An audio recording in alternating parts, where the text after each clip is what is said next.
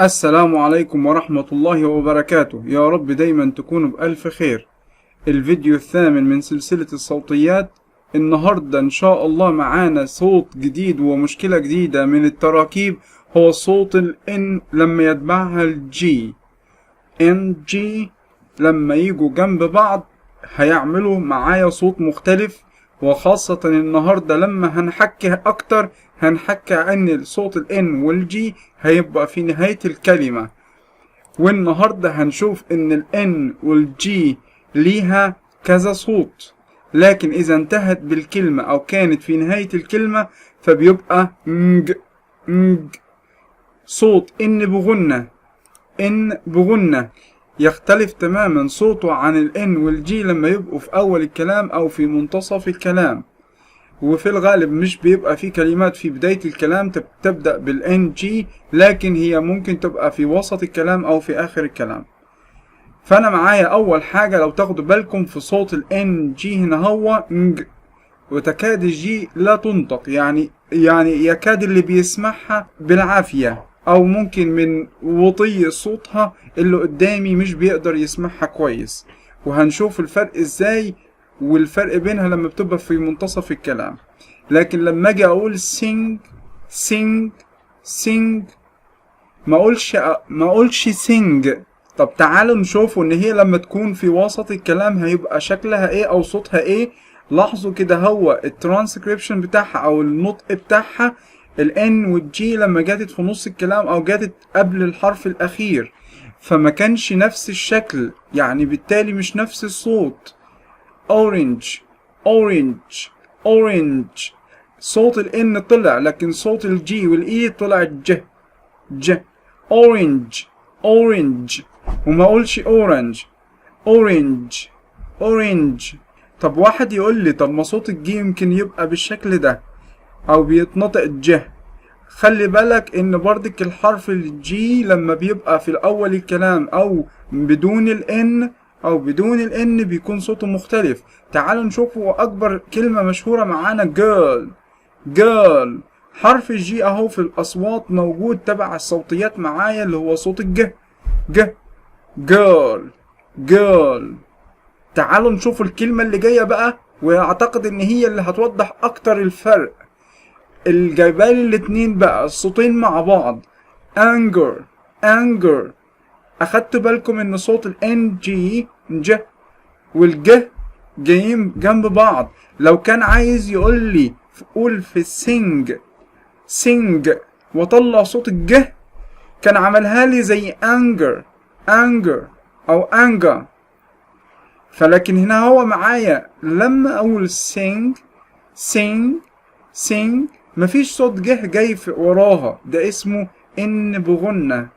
يبقى معايا ان انا اشوف ال NG تنتهي بيها الكلمة يكون اخر حاجة في الكلمة، فانا هقولها sing.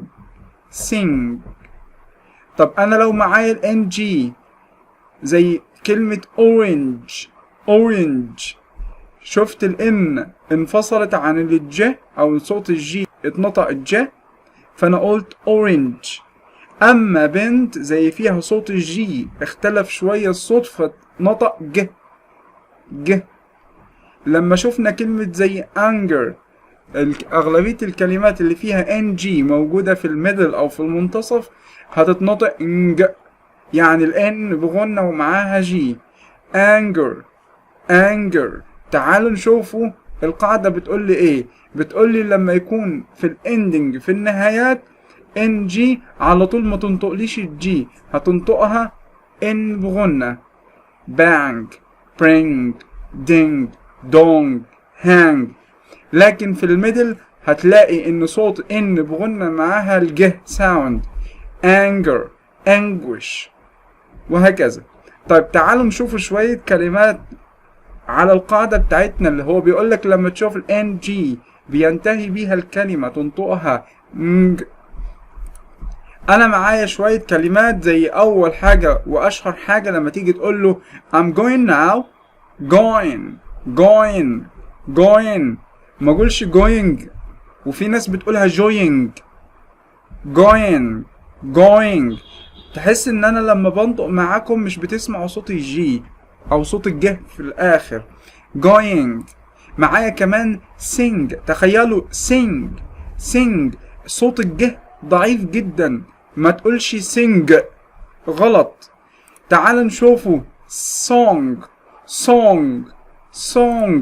معايا كمان king. اخلي بالي كمان لما اقول singing خلي بالك من الان جي، جاتت كمان اهو في نص الكلمة، بس دي كلمة اساسية وجاي وراها ان جي. لما بصينا على النطق بتاعها لقينا الان جي دي اللي جاية في النص هنا هو، بس هي اضافة الاي ان جي حولتها الاسم ففضلت زي ما هي singing. تكاد الجي لا تنطق. طب تعال نشوفوا شوية امثلة تانية. معايا cleaning. معايا كمان fishing. معايا كمان swimming. خلي بالك من صوت ال NG لما ينتهي في آخر الكلام. living room. وفي الأمريكان والبريتش أكسنت ممكن برضك تقولها living room. room ممكن تنطقها room أو rum في البريتش والأمريكان أكسنت، فممكن تقول living room. خلي بالك كمان من كلمة orange لما احنا بدأنا بيها الكلام، هنا اتنطقت ال N لوحدها واتنطقت ال G orange. see you next video إن شاء الله. يا رب يكون الفيديو أعجبكم واستفدتوا بيه، والسلام عليكم ورحمة الله وبركاته. السلام عليكم. لا تنسوا الإعجاب بالفيديو والاشتراك في القناة تشجيعا لنا لنستمر بنشر المزيد إن شاء الله.